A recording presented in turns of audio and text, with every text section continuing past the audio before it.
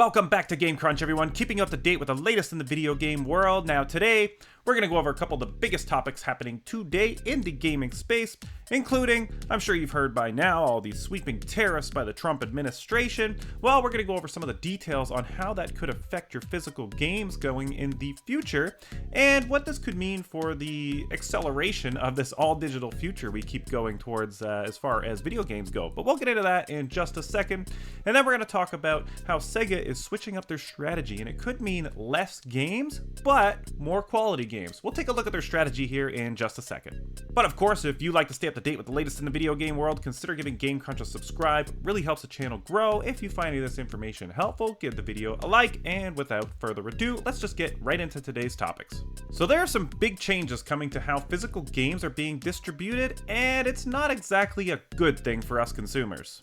US President Donald Trump has imposed new tariffs on goods imported from Mexico, Canada, and China. A 25% tariff on imports from Mexico and a 10% tariff on goods from China could make it more expensive to manufacture and import physical game discs and consoles. Industry analyst Matt Piscatella believes this could push publishers to abandon physical releases altogether, shifting towards an all-digital future. With physical games already on the decline, this added cost could accelerate this trend. We've already seen games like Avowed release in a digital-only format, where even the physical box just contains a download code. If tariffs make physical production too costly, more publishers could follow suit. The ESA has also warned that these tariffs could negatively impact millions of American gamers and harm the industry's economy. On top of that, game preservationists are arguing that the digital-only future could lead to many games just getting lost forever, especially if the digital stores shut down or those licenses expire, which we have seen happen. With physical discs already becoming little more than just glorified activation keys, this shift could have long-term consequences for game ownership. So I'm actually kind of interested to see how this affects me here in Canada because, our government, well, I know we have our criticisms of our government here as well. I would have to say at least our Prime Minister is not a complete idiot like Donald Trump.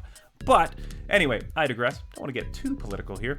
Anyway, it will affect us because US is being such a big market. I mean, they're not going to make games just to ship to Canada. On the plus side, I may see some physical games end up being cheaper here than what it would be in Canada because we're not tariffing China and Mexico. But it is going to be interesting to see. The main thing that worries me is I'm a bit of a game collector here, and I like to collect my physical games, and I am dreading this all-digital future because I like having the physical stuff. That way I can trade it, sell it, do whatever I want. I like to have it on display, put fancy lights on it, and, make it look cool, make me feel good, Meanwhile, let's take a look at Sega's new strategy here and how that's going to affect their game development going forward.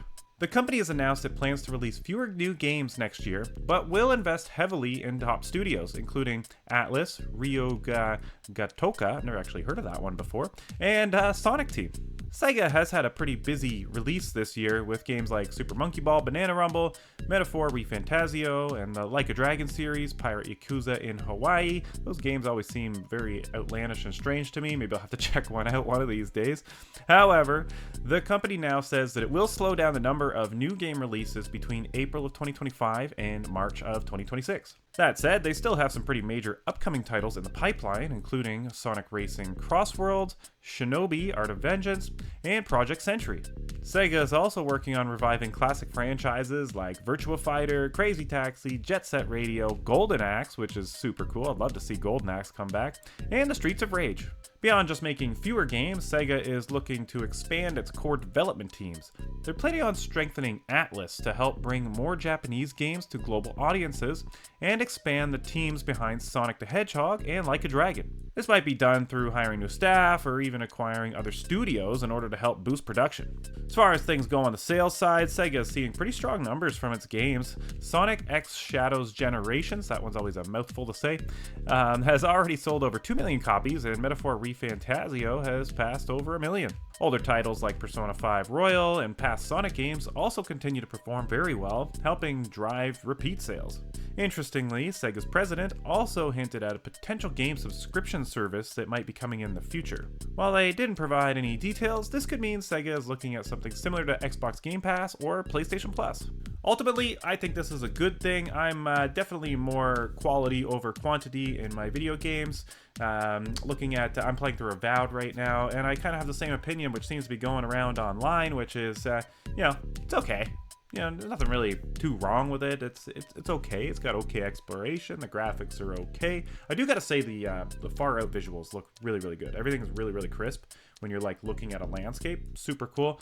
But overall, I mean, it's okay. I'm enjoying it. I'm playing through it, but I'm not blown away. Anyway, back to Sega. Definitely looking at the quality over quantity. The only thing which I did talk about in a past video, actually probably a couple months ago now, was Sega doing this sort of online subscription service, and kind of how I don't know how I feel about that, because I don't know if Sega really has a strong enough lineup to really be able to support something like what Xbox Game Pass has. Now, if they do something where it's cheap and then maybe it gets brought into the PlayStation Plus or the Xbox Game Pass, kind of like how the EA version is done, I could see maybe that. But as far as, paying $10 a month or something and getting access to Sonic and I guess like Persona, Metaphor, they do have some good games, but I just don't know if they have that library to keep it going long term. And that's all the news I've got for you today, so I want to thank you for tuning in to another episode of Game Crunch. And of course, let me know what your thoughts are down below. How do you think these tariffs are going to affect us at the end of the day? Do you think this is gonna... I mean, we already know. If you don't know what a tariff is, it's basically going to be paid by the company. So if Mexico makes a game disc and wants to import it to the United States for, let's say, Microsoft to print the next Halo game on this disc, well, now Microsoft has to pay 25% more for that game disc in order to print it. And guess who's going to pay that? Microsoft is going to pay that. Not Mexico. Mexico doesn't pay that. Microsoft pays that, and then they pass that cost on to you. So Microsoft, it's no real skin off their back. Mexico, it just sucks because now people don't want to buy as many game discs. So look who it affects at the end of the day. But of course, let me know what your thoughts are with the whole Sega thing as well. And without further ado, if you missed the last news video, I'm going to put one over here. I'm getting a little heated at the moment because of these politics. Anyway, put a video over here and another video you might like over here. And I'll see you next time. Have a good one.